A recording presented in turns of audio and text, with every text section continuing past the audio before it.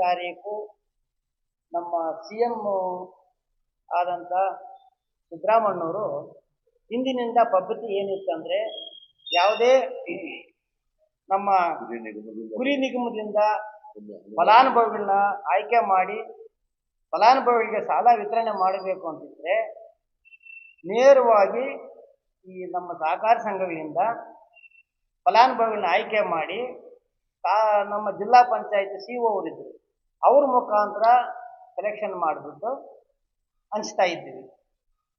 ಹೊಸದಾಗಿ ಏನು ಮಾಡಿದ್ದಾರೆ ಅಂದರೆ ನಮ್ಮ ಸಂಘಗಳಿಗೂ ಸಂಬಂಧ ಇಲ್ಲ, ವೆಟರ್ನರಿ ಇದು ನಮ್ಮ ಕುರಿ ಅಭಿವೃದ್ಧಿ ನಿಗಮದ ಅಸಿಸ್ಟೆಂಟ್ ಡೈರೆಕ್ಟರ್ ಅವ್ರಿಗೂ ಇದೆ. ಬರೀ ನಮ್ಮ ಆಯಾ ತಾಲೂಕಿನ ಶಾಸಕರಿಗೆ ಪವರ್ ಕೊಟ್ಟು ಅವರು ಸೆಲೆಕ್ಷನ್ ಮಾಡಿದ್ದವರಿಗೆ ಈ ಬೆನಿಫಿಟ್ಸ್ ಹೋಗಬೇಕು ಅಂತ ಆರ್ಡರ್ ಮಾಡಿದ್ದಾರೆ.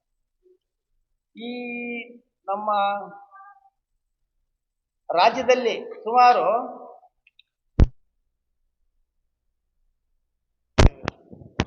ಆದರೆ ಒಂದು ಸಂಘಕ್ಕೂ ಪ್ರಯೋಜನ ಇಲ್ದಿರ ಆ ಸಂಘದಿಂದ ಸುಮಾರು ಒಂದು ಸಂಘದಲ್ಲಿ ಏನಿಲ್ಲ ಅಂದ್ರೂ ಒಂದೊಂದು 500 ಜನ ಷೇರ್ದಾರರು, ಅಂದರೆ ಎಲ್ಲ ಕ್ಯಾಟಗರಿ ಅಂತ ಇರ್ತಕ್ಕಂಥ ಷೇರ್ದಾರರೆಲ್ಲಾನು ಆ ಸಂಘದಲ್ಲಿದ್ದಾರೆ. ನಮ್ಮ ಇವಾಗ ಕೊಡ್ತಾ ಇರೋದು ಅವರು MLA ಅವರು ಯಾರಿಗೆ ಇಷ್ಟ ಬಂದು ಅವ್ರು ಫಾಲೋವರ್ ಕೊಡಬೇಕು ಅಂತ ಅಂದ್ಬಿಟ್ಟು ಆರ್ಡರ್ ಮಾಡಿರೋದ್ರಿಂದ ಅದನ್ನು ವಾಪಸ್ ಮಾಡಿ ನಿಜವಾದ ಸಂಘಗಳ ಮುಖಾಂತರನೇ ಫಲಾನುಭವಿಗಳಿಗೆ ಸೇರಬೇಕು ಅನ್ನೋದು ನಮ್ಮ ವಾದ. ಮಾನ್ಯ ಸಿದ್ದರಾಮಯ್ಯನವರು ಮಾಡಿರೋ ಆರ್ಡರ್ನ 21ನೇ ತಾರೀಕು 2ನೇ ತಿಂಗಳು 26ರಲ್ಲಿ ಒಂದು ಆರ್ಡರ್ ಮಾಡಿದ್ದಾರೆ. ಅದನ್ನು ಏನೇ ಕಾರಣಕ್ಕೂ ಅದನ್ನು ವಾಪಸ್ ಪಡೆದು ಹಿಂದಿನಿಂದ ಯಾವ ಥರ ಇತ್ತು ನಮ್ಮ ಜಿಲ್ಲಾ ಪಂಚಾಯತ್ CO ಅವ್ರ ಮುಖಾಂತರ ಎಲ್ಲ ಸಂಘಗಳಿಗೂ ಅಂದಿದ್ರು. ಆ ಸಂಘಗಳಲ್ಲಿ ಫಲಾನುಭವಿಗಳನ್ನ ನಾವು ಆಯಾ ಸಂಘದವರು ಕೂತ್ಕೊಂಡು ಯಾವ ಕ್ಯಾಟಗರಿ ಇದೆ ಆ ಕ್ಯಾಟಗರಿಗೆ ಈಗ MLA ಅವ್ರಿಗೆ ಯಾರು ಇಷ್ಟ ಬಂದರೆ ಅವ್ರು ಕೊಡ್ಬೋದು, ಯಾರು ಕನ್ಸರ್ನೂ ಇಲ್ಲ. ಅದರಿಂದ ಈ ಸಂಘಗಳಿಗೆ ಏನೂ ನಮಗೆ ಪ್ರಯೋಜನ ಇಲ್ಲದೆ ಆಗೋಗುತ್ತೆ.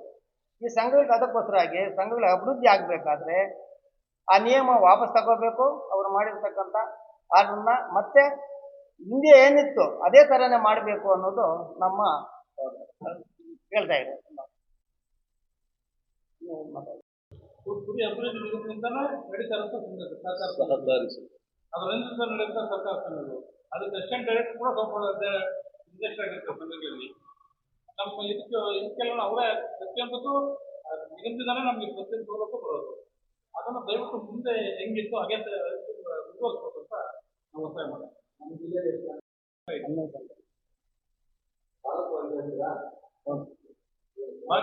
ಬಾಗೇಪಲ್ಲಿ 2 ಹೆಸರಲ್ಲಿ ಸಂಘದ ಹೆಸರು ಬೆಳೆದಿದೆ.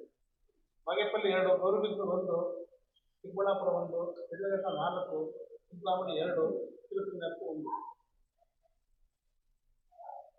ಕುರಿ ಮತ್ತು ಉತ್ಪಾದಕರ ಸಹಕಾರ ಸಂಘದ ಅಧ್ಯಕ್ಷರು. ಈಗ ನಮಗೆ ಕುರಿ ಮತ್ತು ಉಣ್ಣೆ ಅಭಿವೃದ್ಧಿ ನಿಗಮದಿಂದ ನೇರವಾಗಿ ಸಹಕಾರ ಸಂಘಗಳ ಮುಖಾಂತರ ನಮಗೆ ಅನುದಾನ ಕೊಡ್ತಾ ಇದ್ರು. ಈಗ ಅದ ಅನುದಾನ ನಮ್ಮ ಇಲ್ಲಿ ಕುರಿ ನಿಗಮದ ಅಧ್ಯಕ್ಷರು ಒಂದು ಅಸಿಸ್ಟೆಂಟ್ ಡೈರೆಕ್ಟರ್ ಇಲ್ಲಿದ್ರು, ಮತ್ತು CO ಇದರಿಂದ ಇದು ರೆಡಿಯಾಗಿ ನಮ್ಮ ಫಲಾನುಭವಿಗೆ ತಲುಪಿಸ್ತಾ ಇದ್ವಿ. ಈಗ ಕುರಿ ಸಂಘದಲ್ಲಿ ಇಲ್ಲದೆ ಇರೋರಿಗೂ ಶಾಸಕರು ಕೊಡ್ಬೋದು, ಆ ಥರ ಆರ್ಡರ್ ಆಗಿದೆ. ಅದು ಬಿಟ್ಟು ಕುರಿ ಸಂಘದ ಮುಖಾಂತರನೇ ಕೊಡಿ ಅಂತ ನಾವು ಒತ್ತಾಯ ಮಾಡ್ತಾ ಇದ್ವಿ. SC STಗೂ ಎಲ್ಲ ವರ್ಗಕ್ಕೂ ಒಂದು 10 ಕುರಿ, ಒಂದು ಟಗರು, ₹1 ಲಕ್ಷ ಕೊಡ್ತಾ ಇದ್ವಿ. ಅದು 90% ಸಬ್ಸಿಡಿ. SCಗಾದ್ರೆ ಜನರಲ್ಗಾದ್ರೆ ಒಂದು 25% ಸಬ್ಸಿಡಿ ಕೊಡ್ತಾ ಇದ್ರು, 75% ಬೆನಿಫಿಷಿಯರ್ ಆಗಿ ಕೊಡ್ತಾ ಇದ್ರು.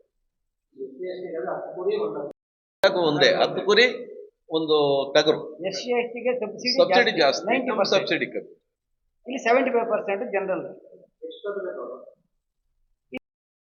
ಕೊಡ್ತಾ ಇಲ್ಲ. ಅನುಗ್ರಹ ಯೋಜನೆಯಲ್ಲಿ ಕುರಿ ಸತ್ತರೆ 5,000 ಇತ್ತು, ಮತ್ತೆ 7,000 ಮಾಡಿ ದೊಡ್ಡದಕ್ಕೆ, ಚಿಕ್ಕದಕ್ಕೆ 3,500 ಮಾಡುತ್ತೆ. ಆ ದುಡ್ಡು ನಮಗೆ ಇವಾಗ ಬರಬೇಕಾಗಿತ್ತು. ದುಡ್ಡು 3.25 ಕೋಟಿ ನಮ್ಮ ಜಿಲ್ಲೆಗೆ ಬರಬೇಕು. ಒಂದು ಸಿದ್ದರಾಮಯ್ಯನವ್ರು ಆದಾಗಿಂದ ಈಚೆ, ಅದಕ್ಕೆ ಮೊದಲು 1-2 ತಿಂಗಳು ಕೊಟ್ಟರು ಅವ್ರು ಆದಾಗ, 1.5 ವರ್ಷದಿಂದ ಈಚೆ ಬಿಜೆಪಿ ಸರ್ಕಾರ ಬಂದಾಗ ಕೆಲವು ದಿವಸ ನಿಲ್ಸಿದ್ರು, ಮತ್ತೆ ಇವರು ಕಂಟಿನ್ಯೂ ಮಾಡಲಿಲ್ಲ. ನಮ್ಮ ರೈತರೆಲ್ಲ ಸ್ವಲ್ಪ ಫೋರ್ಸ್ ಮಾಡಿದ ಮೇಲೆ ಇವರು ಕಂಟಿನ್ಯೂ ಮಾಡಿದ್ರು. ಅದು ಬಿಟ್ಟು ಇವ್ರ ಪೀರಿಯಡ್ ಅಲ್ಲಿ ಮಾತ್ರ ಕಂಟಿನ್ಯೂ ಮಾಡಿದ್ರು. ಈಗ ಬರ್ತಾ ಇದೆ, ಸ್ವಲ್ಪ ತಡವಾಗಿ ಬರ್ತಾ ಇದೆ, ಲೇಟ್ ಆಗ್ತಾ ಇದೆ, ಪೆಂಡಿಂಗ್ ಇರ್ತಾ ಇದೆ ಅಷ್ಟೇ. ಸರ್, ಒಂದೊಂದು ಸಂಘದಲ್ಲಿ 500ಕ್ಕಿಂತ ಮೇಲೆ ಇದ್ದಾರೆ ಮೆಂಬರ್ಸ್. ನಮ್ಮ ಹೋಬ್ಳಿಗೆ 30,000 6,000 ಹೋಬ್ಳಿಗೆ ಬಂದ್ಬಿಟ್ಟು 30,000 ಸಂಘಕ್ಕೆ ಹೋಬ್ಳಿಗೆ ಒಂದೇ ಸಂಘ. ಹೋಬ್ಳಿಗೆ ನಿಗದಿ ಮಾಡಿರೋ ಪ್ರಕಾರ ಹೋಬ್ಳಿಗೆ ಒಂದೇ ಸಂಘ ಇದೆ. ಒಬ್ಬರು ಮಾತಾಡೋದು ನೀನೇ ಹೇಳಪ್ಪ. ಹೋಬ್ಳಿಗೆ ಒಂದೇ ಸಂಘ ಇದೆ ಸರ್, ಸರ್ಕಾರ ನಿಗದಿ ಮಾಡಿದೆ. ಕುರಿ ಭವನಿಂದ ಏನ್ ನಿಗದಿ ಮಾಡಿದೆ, ಹೋಬ್ಳಿಗೆ ಒಂದೇ ಇರ್ಬೇಕು. ಹೋಬಳಿಗೆ ಒಂದು ಸಂಘ ಸರಿ, ಎಲ್ಲಾ ಕುರಿ ಸಾಕಾಣಿಕೆದಾರರು ಸದಸ್ಯರಾಗಿದ್ದಾರೆ, ಕುರಿ ಸಾಕಾಣಿಕೆ ಇದ್ದಾರೆ. ನಾವು ಸಂಘ ಸ್ಥಾಪನೆ ಮಾಡಿದಾಗ ಮತ್ತೆ ತಾಲೂಕ್ ಸಂಘಗಳು ಮಾಡಿದ್ವಿ, ಮತ್ತೆ ಏನಾದ್ರು ಹೋಬ್ಳಿಗೆ ಒಂದು ಮಾಡ್ಕೊಳ್ಳಿ ಅಂತ ಹೇಳಿದ್ರು. ಈಗ ಹೋಬ್ಳಿ ಕಂಟಿನ್ಯೂ ಆಗ್ತಾ ಇದೆ. ನಮ್ಮ ನಾವು ಕ್ಯಾಟಗಿರಿ ಮುಖಾಂತರವಾಗಿ ಅವರು ಗೈಡ್ಲೈನ್ ಕೊಡ್ತಾರೆ, ಆ ಪ್ರಕಾರವಾಗಿ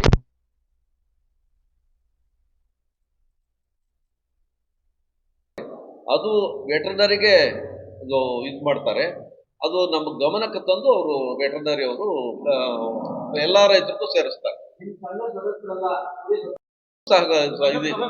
ಪರಿಹಾರ ಇದೆ ಎಲ್ಲಾ ರೈತರಿಗೂ, ಕುರಿ ಸಾಕಿರೋ ರೈತರಿಗೆ ಎಲ್ರಿಗೂ ಇದಿದೆ ಅನುಗ್ರಹ. ಮೆಂಬರ್ ಆಗಿರ್ಬೇಕೇ ಅಂತ ಇಲ್ಲ, ಅವ್ರು ಆಗದಿದ್ರು ಅವ್ರ ಮನೆ ಅಕಸ್ಮಾತ್ ಕುರಿ ಸತ್ತಾಯಿತು ಅಂದ್ರೆ ಅದಕ್ಕೆ ಪರಿಹಾರ ಕೊಡೋಕೆ ಅವಕಾಶ. ಕೆಲವೊಂದು ಕಡೆ ಗಮನಕ್ಕೆ ತಂದ ಮೇಲೆ ಯಾವ್ದಾದ್ರು ಕುರಿ ಸತ್ತೋಗ್ಲಿ ರೈತರದು ನಮ್ಮ ಗಮನಕ್ಕೆ ತಂದ ತಕ್ಷಣ ನಾವು ಅಲ್ಲಿನ ವೈದ್ಯಾಧಿಕಾರಿಗಳನ್ನು ಭೇಟಿ ಮಾಡಿ ಅವ್ರಿಗೆ ಸೂಕ್ತ ಚಿಕಿತ್ಸೆ ಕೊಡೋದು, ಮತ್ತೆ ಇನ್ನೊಂದೆಲ್ಲ ನಾವು ಸ್ವಲ್ಪ ಅವ್ರಿಗೆ ಗೈಡೆನ್ಸ್ ಕೊಡ್ತಾ ಇರ್ತೀವಿ. ಈಗ ಕುರಿ ಏನಾದ್ರು ತಕೊಂಡೋದ್ರೆ ಹಾಸ್ಪಿಟಲ್ಗೆ, ಅಲ್ಲಿ ಎಲ್ಲ ಫ್ರೀನೇ ಕೊಡ್ತಾರೆ ಅವರು.